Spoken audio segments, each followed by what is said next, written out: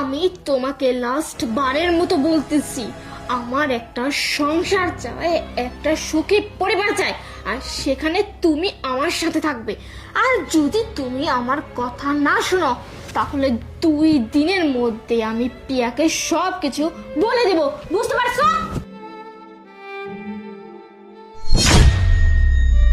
ছি, আমি কোনোদিন ভাবতেও পারিনি যে তোমরা দুইজন আমার পেছন থেকে এইভাবে ছুরি মারবে, আমার বিশ্বাসে এইভাবে আঘাত করবে। ছি।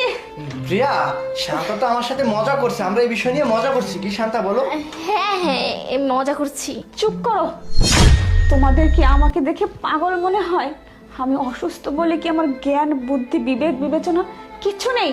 সত্য মিথ্যা বোঝার মতো ক্ষমতা নেই? ছি। আচ্ছা শান্তা, তুই তো আমার ছোট্টবেলাকার বান্ধবী, একসাথে বড় হয়েছি, আর তুই কি না আমার সংসারে ঢুকে এইভাবে আমার জীবনটাকে তছনছ করে দিলি?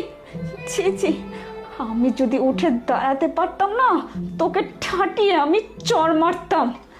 আর নয়ন, তোমাকে আমি কত ভালোবাসি, তোমার জন্য আমি জীবনের সব কিছু স্যাক্রিফাইস করে দিছি, অথচ সেই তুমি কিনা আমাকে এইভাবে ঠকালে।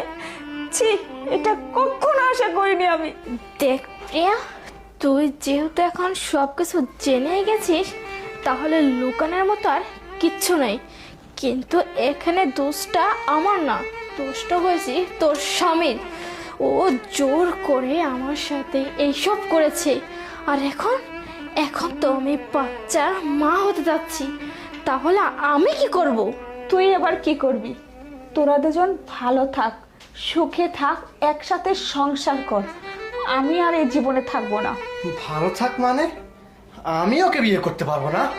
হ্যাঁ শান্তা, তুমি এক কাজ করো, তুমি বাচ্চাটা অ্যাবর্শন করিয়ে ফেলো, এটাই তোমার জন্য ভালো হবে।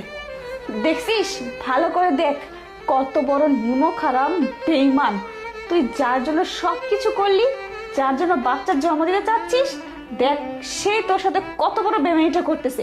সে এখন তোকে ছেড়ে দিতে চাচ্ছে। এবার বোঝ তাহলে ও কেমন মানুষ। ও আমাকে ছেড়ে দিলেও আমি ওকে ছেড়ে দিব না। আমি ওর নামে থানায় মামলা করব, ওকে আমি জেলের ভাত খাইয়ে ছাড়বো। আমি তো তোমাকে এত সহজে